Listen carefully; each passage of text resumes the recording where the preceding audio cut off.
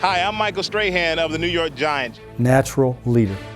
Best defense end. There aren't many guys better at that position to ever play this game. He was so tough and so physical. All day long. I mean, he like old school beats you, make you say uncle.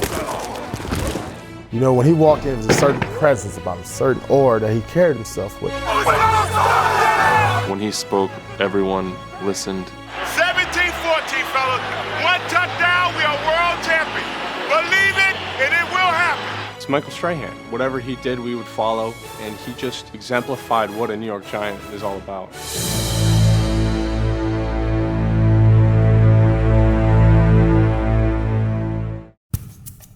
Michael Strahan was born in Houston, Texas in 1971, the youngest of 6 children, and began playing football at the age of 7.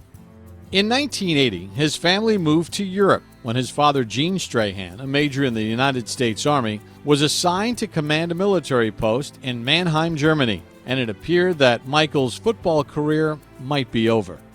But the summer before his senior year, Michael moved back to Houston to live with his uncle so he could play one season of football for Westbury High School. After a stellar senior year, he earned a scholarship to Texas Southern University, where he was a standout defensive end. In 1992, he was the Southwestern Athletic Conference Player of the Year and was named to the Associated Press 1AA All-America team. In 1993, he was selected in the second round of the NFL Draft by the New York Giants. The Giants have selected Michael Strahan, defensive end, Texas Southern. When I got the call from Dan Reeves, I was thinking to myself, why do they need me? They have LT, and it's cold up there. I remember watching the Giants growing up and watching the smoke come out of their mouths when they're playing. I'm thinking, I don't want any part of that. And I was told that when you go to the NFL, you're not Michael Strahan from Texas Southern. You're Michael Strahan, a football player, and if you weren't one of the best, you wouldn't be there. From his first day in training camp, Strahan was in awe of his new teammates. I remember Phil Simms, I walked in the locker room and Phil said, hey, Michael. And I was oh my God, Phil Simms just spoke to me. And then LT walked into the locker room, and all of us rookies, it was like he was walking on water. We all were in such amazement, like, oh my, that's Lawrence Taylor. Don't stare, don't look, but you couldn't help yourself. And it was the most intimidating, but also exciting time that a young guy could ever have on any team, to see guys like that who are proven veterans come in and, for one, know your name, and for two, just lead by example and show you how to be a pro. The Giants posted an 11-5 record in Strahan's rookie season, and he tried to learn as much as he could from his veteran teammates. You know, the first year for me, it was kind of a learning experience. I had an injury, so I sat out and I watched, and just to be around the guys, and we're winning, and things just seemed easy. And then the next year, we lost a lot of guys, and I'm out there, they throw me out there right in and say, you sink or swim. And we started losing, and it's not going so well, and I realized that, boy, you don't make the playoffs every year. In 1995, Strahan was switched from right defensive end to left defensive end, and initially, he was not very happy about the move. I was, a right defensive end, and moved me to left defensive end when they drafted Cedric Jones. And I was like, why are they moving me? And then I said to myself, well, in order to prove it to them, I'm going to bust my butt over here and show them I can play. And it ended up being the best thing that has ever happened to me. And I thank Dan Reeves, I thank Mike Nolan, Earl Leggett for moving me, because without that move, I don't know what would have happened had I stayed on the right side, and the left defensive end position was just more natural for me. Takes the snap and drops back. Under pressure, sacked by Strahan back at the 20. It's Michael's second of the ball game. For 15 seasons, Michael Strahan was the physical and emotional leader of one of the most dominant defenses in New York Giants history. Strahan is the best ever in everything, the best ever. How many LT, what's the most LT ever got? 15, and he had 20 and a half one year. Yeah, I got to come out the box for that one. Strahan's 22.5 sacks in 2001 set the single-season record, and he was named Defensive Player of the Year. The league sack record was great. I mean, who doesn't want that? But the thing I'm most proud of is bringing LT's Giant sack record. First and 10 Eagles. McNabb back to throw. Steps up under pressure, and he's sacked by Michael Strahan. And there's the record, the New York Giants record, 133 and a half. And he does it with Lawrence Taylor in the house. That right there was the crowning moment of my career, because he was the greatest defensive player to ever play. But one thing that I pride myself in, and I tell people all the time, I don't miss rushing a passer. I miss playing a run. That was my first love. I love to play the run, and the pass was secondary. But to be thought of as a great run defender means something, because you can get somebody who's fast who can just go and rush the passer, but it takes something different, some desire to play the run, especially when you're going against a guy who sometimes outweighs you by 100 pounds. Strahan was not only a great pass rusher and run defender, he also had 2 very timely pick-six interceptions. It's like yesterday, the plays are like yesterday in my head. And we're in that Washington game. I'm lined up over the tight end. I have to cover him. And I'm thinking to myself, maybe if I kind of duck down and just cut in front of him, he'll throw him the ball without seeing me. Off his back foot, throws it right. Intercepted by Michael Strahan. Running right. Strahan to the end zone. Touchdown! Michael Strahan with the interception. The other one against the Eagles, Christian Peter puts his big mid up there, tips it. I see the ball coming, and all I remember is go get it at its highest point. And I'm running, and I'm just thinking to myself, if I let an offensive lineman catch me, I would never live this down. In 2005, Strahan was named to the Pro Bowl for the 7th time in his career. And he had established himself as the Giants' leader on and off the field. This is what I was built for. I was built to play football. That's what my mentality is. I would get so excited in the middle of that huddle that I would just jump up and come down and stomp.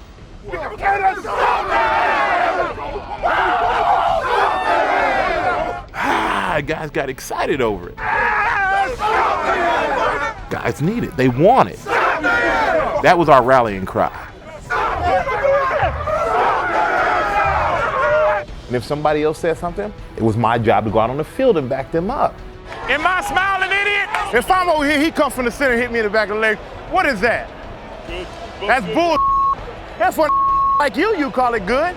But there was nothing, absolutely nothing I enjoy more or nothing I miss more is being on that field with the guys. And I got to look at a guy and make him believe that he is the best thing out there on that field, his position, that we are the best thing out there together. I've seen you. You are the best. You are better than me. All right? They can't touch you. Champions and winners believe they will win the game. I'm not worthy. I am not worthy. Nothing inspires me more than to lead people like that and make them believe something that, for most people, would be unbelievable. Strahan had one of the best years of his career in 2005. But in 2006, he suffered a season-ending injury in Week 9. And during the offseason, he was faced with the most difficult decision of his career. Well, 2005 had a great year, which was great. I mean, went to the Pro Bowl with OC, which was like a dream come true, after coming back off the foot injury. 2006, tore my pec halfway through the season. I sat there and realized I did not want to end my Giants career with a torn pec muscle, ending my career 8 games into my final season, and I did not want to leave the guys like that. I came back because I want to finish on a great note. Michael Strahan returned for one final season in 2007, and he helped to lead Big Blue on a magical postseason run. After beating the Buccaneers in Tampa, the Road Warrior Giants would head to Dallas for a playoff showdown against their bitter rivals. Heavyweight fight! Heavyweight fight, let's go! Hey, we are the New York Giants, and we ain't no punk. Mama ain't raised no punk. Papa ain't raised no punk. What do? We stop! That Dallas game, we were so confident up front, and then we were so dialed in with each other that with just a look, you can get an idea, you can get a feel. And to be in Dallas, pressuring Romo, we just wanted to hit that quarterback and meet the other guy there at the point of impact. Romo on a play fake. He's back to throw. He's going to roll to his right, gets hit, gets sacked back at the 38-yard line. Strahan and Kavika Mitchell and OCU Manure are all there. Here we go, 4th and 11 at the Giants' 23. 16 seconds to go. Romo takes the snap. Back to throw. Has time to the end zone. Intercepted by the Giants. Intercepted by the Giants in the end zone. To win that game on an R.W. McCourty's interception in the end zone at the end of it, I've never seen 80,000 people silent. Like you couldn't hear anything. And it was by far the greatest feeling of my life. I'm happy about whipping the Cowboys in Dallas. Finish them. Get out of here, Cowboy fans. Go home. And the New York Giants have knocked off the number 1 seed in the NFC, and they win the ball game 21-17.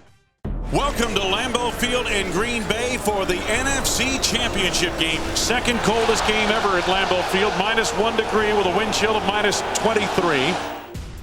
You know, I think back to that game, and I think back to Eli and Plaxico Burress were the only 2 guys who played like they weren't cold. Looks right, throws right, looking for Burress, who makes the catch over the defender. They looked like they were in the backyard, slinging it around, because you got Eli who's throwing perfect spirals in that weather, and you got Plaxico's catching with his hands, not his body. And it was the best I've ever seen Eli play, the most confident I've ever seen him be, going against the great legend in -23-degree weather. And that's when I literally looked and said, the boy is now a man. And the New York Giants are going to Super Bowl 42 in overtime. They beat the Packers 23-20. The New York Football Giants and the New England Patriots in Super Bowl 42. Going into the Super Bowl, I'm not thinking it could be it's my last game, but I definitely think this could be. How did the Giants pull off one of the major upsets in Super Bowl history? In order to do the unthinkable, Strahan and the Giants defense would have one goal in mind: pressure Tom Brady all game long. Blitz is on, under pressure, avoids the sack and then gets dropped. Michael Strahan got a piece of it. I'm very offended that they're leaving him out there by himself. See it in his face, he don't know what to do. Takes the snap and back to throw. Sets in the pocket, and he's sacked by Michael Strahan back at the 32-yard line. I wanted to win so bad. I wanted to win so bad. 17-14 is the final, okay? 17-14, fellas. 1 touchdown, we are world champions. Believe it, and it will happen. I wanted to relay to them what I really believe needed to happen. I need you guys to score a touchdown. We need to be world champions.